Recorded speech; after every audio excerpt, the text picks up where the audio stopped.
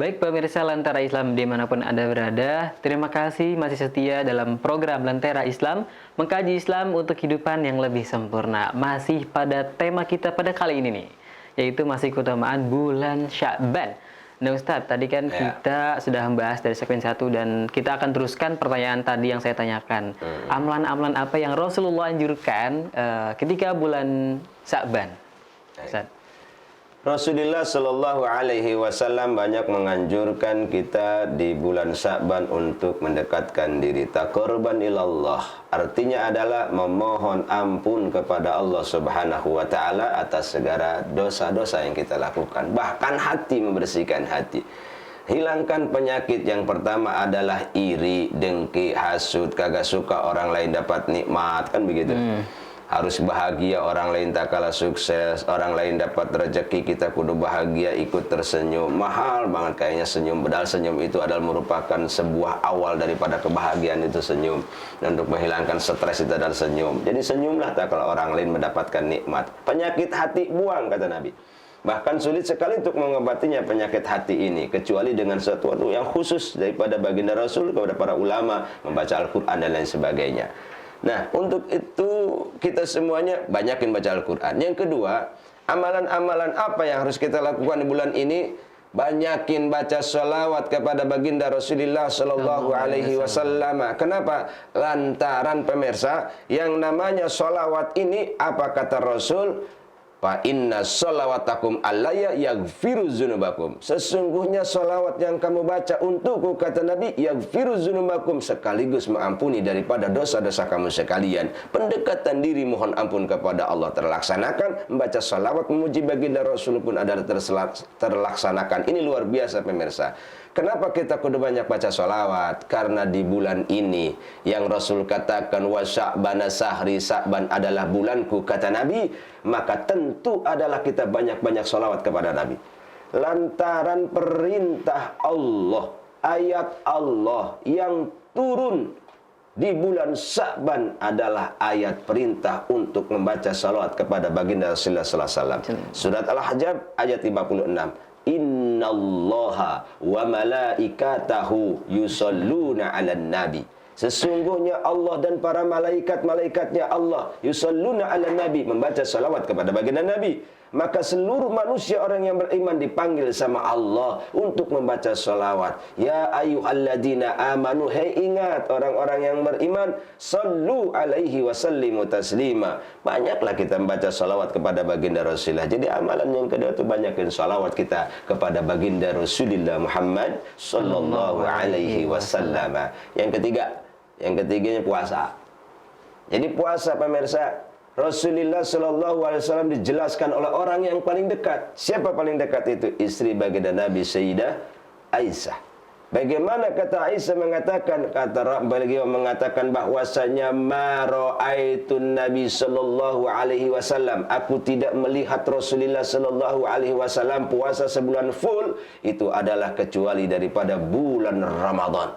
Lalu beliau pun mengatakan, kata Aisyah, apa kata Sayyidah Aisyah? Wa ma ra'aitu sallallahu alaihi wasallam, dan aku pun tidak melihat puasa sunnah yang lebih banyak dilaksanakan oleh baginda Rasul kecuali di bulan Sya'ban. Yang penting dibedakan, jangan sampai sama puasa Sya'ban dengan Ramadan. Tetap Ramadan full, tapi Sya'ban kurangi sehari atau 2 hari biar berbeda dengan yang namanya Ramadan. Itulah amaliyah kita. Makanya luar biasa, di bulan Sya'ban ini Allah berikan umur kita panjang, ada kita menghirup udara segar, sehat walafiat. Di bulan ini berkah pula umur kita untuk terus istiqamah meningkatkan iman kepada Allah Subhanahu wa Ta'ala. Amalannya berarti ada 3. Yang pertama, sering-sering ngaji. Sering-sering ngaji. Baca Al-Quran. Yang kedua, salawat kepada Nabi Muhammad. Yang ketiga, puasa. Tapi puasanya bukan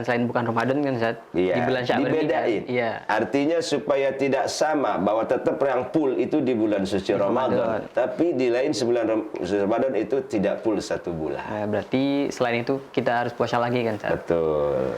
Pemirsa yang kalau yang mau pengen pahalanya banyak, bisa amalin 3 amalan tadi. Baik Ustaz, berlanjut ke pertanyaan yang ingin saya tanyakan Iya. masih tentang nisfu Sya'ban. Betul. Tapi sedikit sama nih, apa itu nisfu Sya'ban? Nisfu Sya'ban, pemirsa yang dimuliakan Allah Subhanahu wa taala. Nisfu itu artinya setengah, Sya'ban itu adalah bulan Sya'ban, artinya adalah nisfu Sya'ban itu setengah daripada bulan Sya'ban. Maka dari itu, apa yang akan terjadi di setengah daripada bulan Sya'ban ini luar biasa, pemirsa. Allah Subhanahu wa taala mengatakan di dalam Al-Qur'an, fiha yufraku kullu amrin hakim, bahwasanya pada malam nisfu pertengahan daripada bulan Sya'ban, yakni tanggal 15 daripada bulan Sya'ban, seluruh perkara dihukumi oleh Allah. Setahun yang akan datang, yang akan meninggal, yang akan sukses, yang akan bahagia, yang tidak bahagia, yang rugi atau yang menikah atau yang dapat jodoh dan lain sebagainya, setahun ke depan ditentukan oleh Allah pada malam nisfu Sya'ban.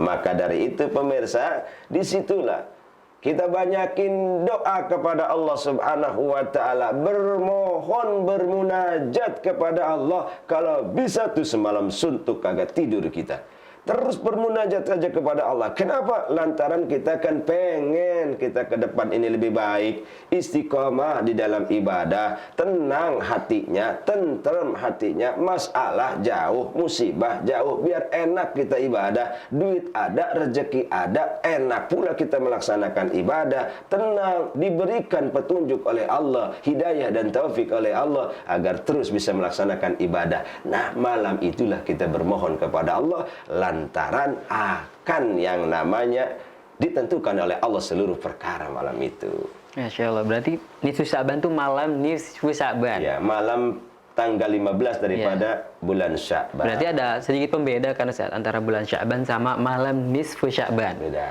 Ya. Baik, pemirsa Lentera Islam dimanapun Anda berada, kita lanjut pembahasan kita pada segmen berikutnya. Jadi tetap dalam program Lentera Islam, mengkaji Islam untuk kehidupan yang lebih sempurna.